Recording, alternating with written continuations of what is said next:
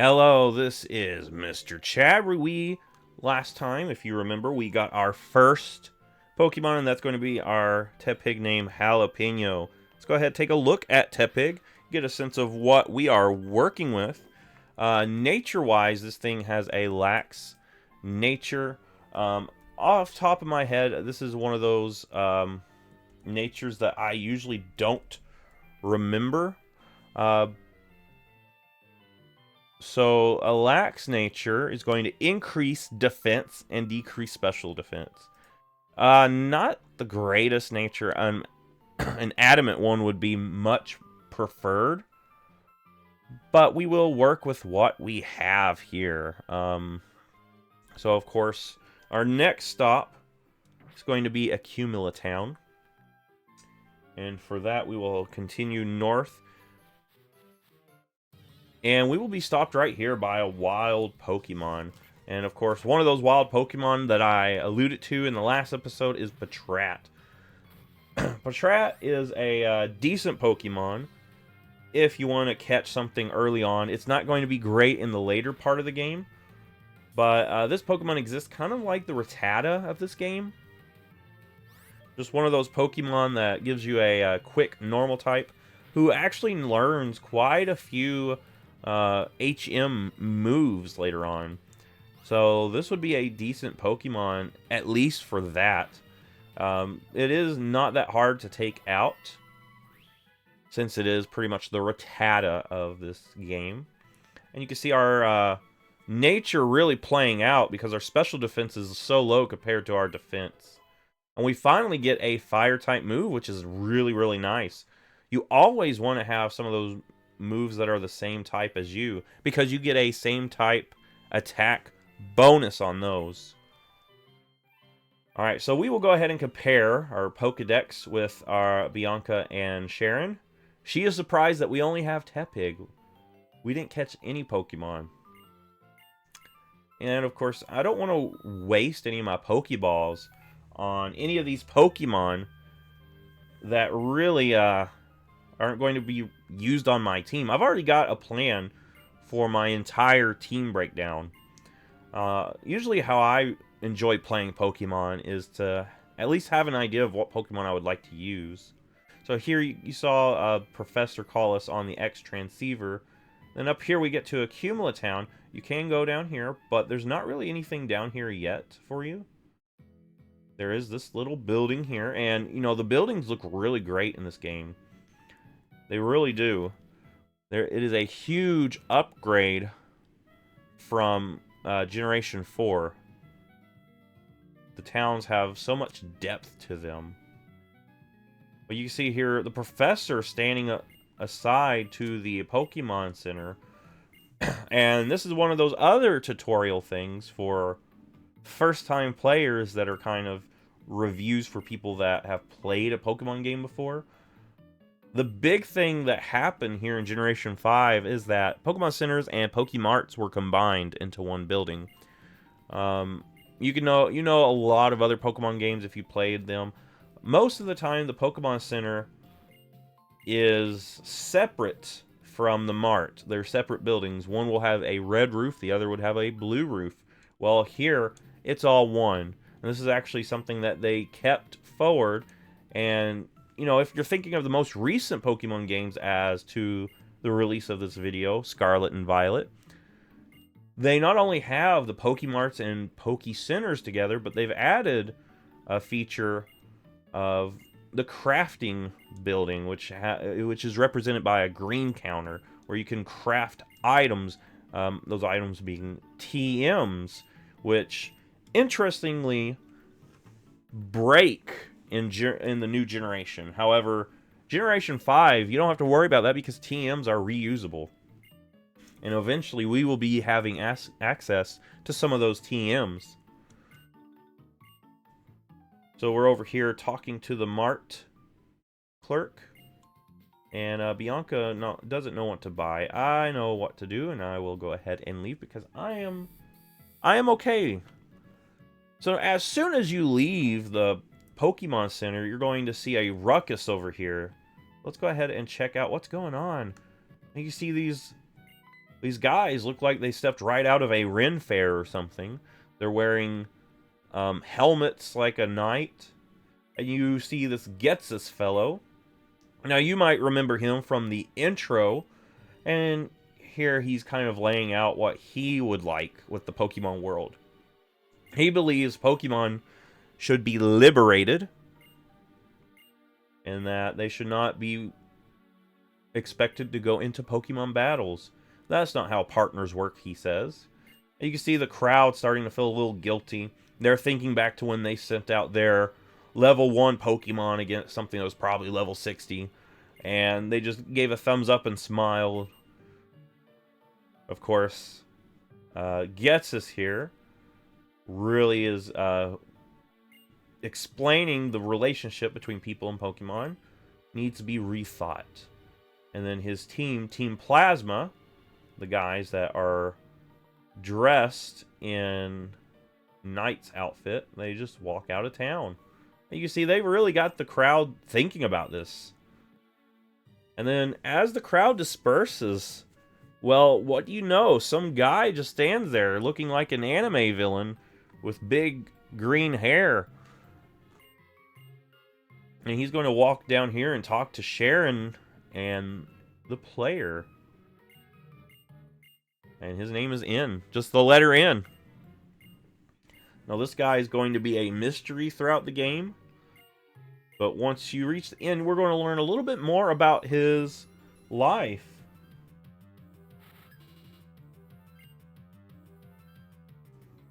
So he's going to go ahead and battle us. And he's got a Purloin. This Purloin's not that much of a problem. Of course, you could have leveled up a little bit on your way here, and that would make this fight easier depending on how many levels you have got. But really, this thing doesn't have much that it can do. It only knows Scratch and Growl. It's level 7. At this point, you should have an attack based off your type, and that's going to do a lot of damage. And Ember here, really showing that it's really good. Of course, Purloin only knows Scratch as an attacking move. And it doesn't get any bonuses from that because that's a normal type move. And Purloin being a dark type, it doesn't get any boosts from that. But we can easily take it out. And we gain a level from that. I believe Black and White actually implemented some leveling up system where certain levels that you fight will give you more of a boost than others. It's not just, alright, this Pokemon gives you this amount of experience. It's tied to its level and how much of a level advantage it has over your Pokemon. Alright, so our next town is going to be Striaton Town. I believe that's what it's called. But really, there's not much left here. This little area just became just a little area where you got to interact with Team Plazma. But you could explore some of these houses here. I mean, there's this little area up here that you can walk in. I guess this is just to give you an idea of the depth. Because the sort of stuff you can see here, like, you can actually see the next route from up here. And you can see that there's items there. Talking to this guy, kind of points out this, and this is kind of what they were wanting to show off with Generation 5, that the technology has advanced so much that you can actually climb up to high areas and see off in the distance.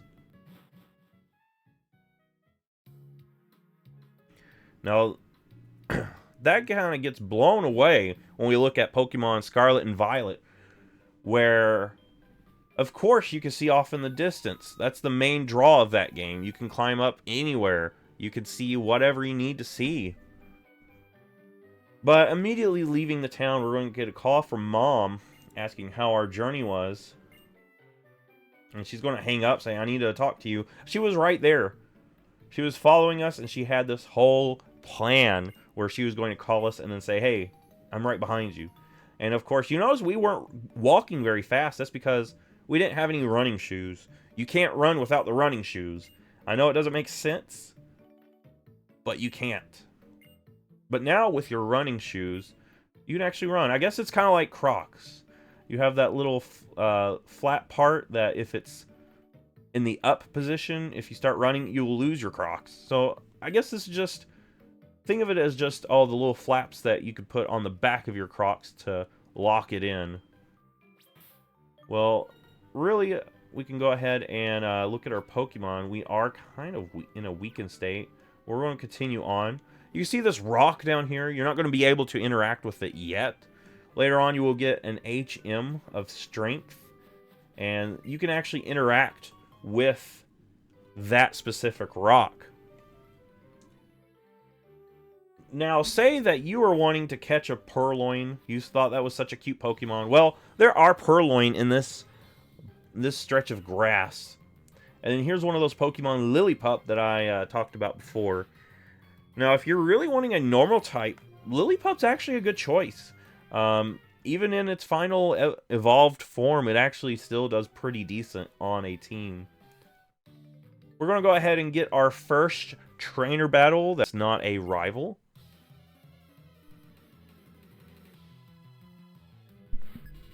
And youngster Jimmy. Of course, you're always going to battle these youngsters early on. And they're going to always have early Pokemon once you're in this area.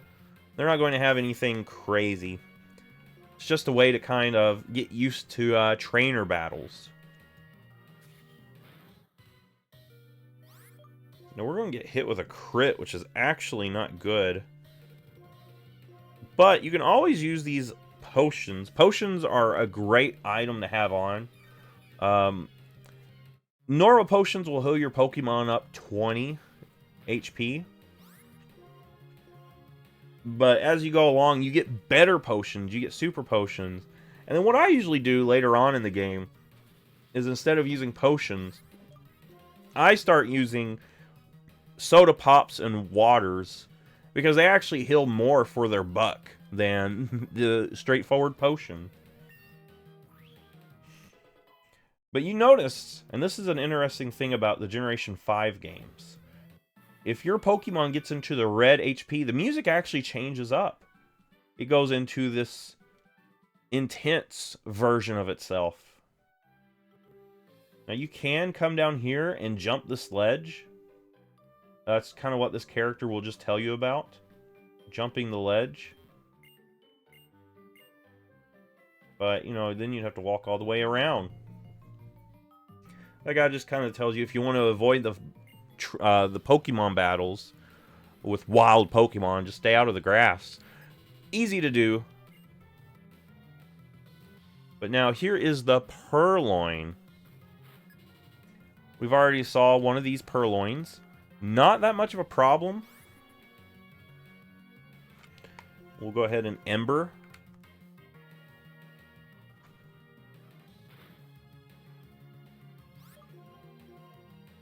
And another Ember should do the job. Actually, another Ember will be needed for this.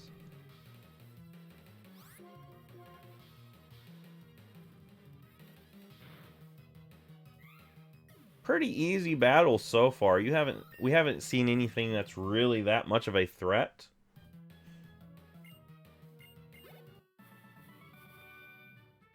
And we are already at level 10. Now, honestly, I think it would be a good idea to just run back so I can heal up. And of course, that ledge is there to help you out. So that way you can just quickly run and always run back. That's the good thing about running shoes being given at this point in the game. Because you will probably backtrack a few times so you can heal up. And it's nice to, you know, not have to walk like a snail as you're headed back to the previous Pokemon Center. Of course, if you had a Pokemon with teleport, you just click that and it'll just take you to your previous Pokemon Center.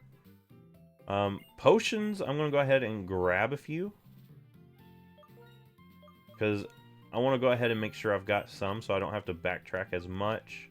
And then you can always talk to this guy who's going to have some different items. He only has Mel in this one. So different marts, the specific fellow down here will have different items. Mel is only for if you're trading Pokemon and you want to send a message. It's an item that's no longer in current Pokemon games because what's the point of that? if you can just send a text message on a messaging app. But back in the day, if you were playing on the playground, that was actually a cool feature to have. You just sneak on a like a letter and have like a secret message. So like I said earlier, Purloin are in this grass. It is a dark type. It's one of those Pokemon that will be decent early on, but it kind of hits a wall later on in the game, even in its final form. So it's a Pokemon that I wouldn't necessarily use, but if you really want to use it, it is really cute. Just remember, it's a dark type. Make sure you have those dark type moves on there.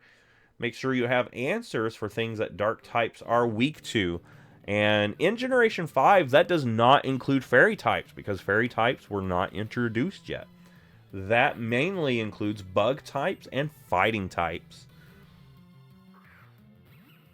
Now, in terms of bug types, there's actually a lot of things you can do with that. You can have rock types, fire types, flying types. Bugs are really weak to a lot of things. When it comes to fighting types, you're going to probably need a flying type to take down those fighting types, or a psychic type. Psychic types are really great. And I'm really wanting to eventually get a psychic type to use, and there is a specific psychic type that I would love to use, and you're going to get to see that Pokemon. It's a psychic type that I've always wanted to use, and I think it would make sense to use that thing. Alright, so you can see up here, you can go left if you want. There is a cut tree, that's what these things are. Once you receive the HM cut, you can actually cut through those. However, at this point, you don't have that, and taking one more step up will give us another battle with Bianca. Now, if you remember, Bianca isn't that much of a threat. Bianca, she starts off with the Pokemon weak to you. Now, at this point, though, she's going to kind of buff up her team a little bit. She's going to have a Lillipup. This thing is at level 6. It only knows Tackle and Leer, so it's not much of a threat to you at this point. And we actually get a burn on this thing. So what a burn does is that ends up cutting its attack down. So it's going to do less damage to you. And that's actually really great how that played out, because it's going to do less damage with that Tackle. And it also takes damage over time with the burn. Next up is Snivy. At this point, you should have a move that is super effective against her Pokemon. So you can easily just Ember it if she has an Oshawott. You can just Vine Whip the Oshawott, and then if she ends up with a Tepig in your playthrough, just use Water Gun. She is simple to defeat. And, of course, we get a burn on this thing, too, so we're getting really lucky with our burns. And that will be it for the Snivy. And that's going to be a lot of experience just because it was a trainer battle. I misspoke. It wasn't a lot because our level is so much higher than Snivy's. It's based off of the level. So she says she's going to go train so she doesn't lose anymore. Real quick, before I continue on, you might remember from far away we saw these. It is a Pokeball and a potion, I believe. Yep, and a potion. So that guy, if you could imagine, that guy is down there watching us over here, confused. Hey, I just talked to that guy. How'd he get way down there so fast?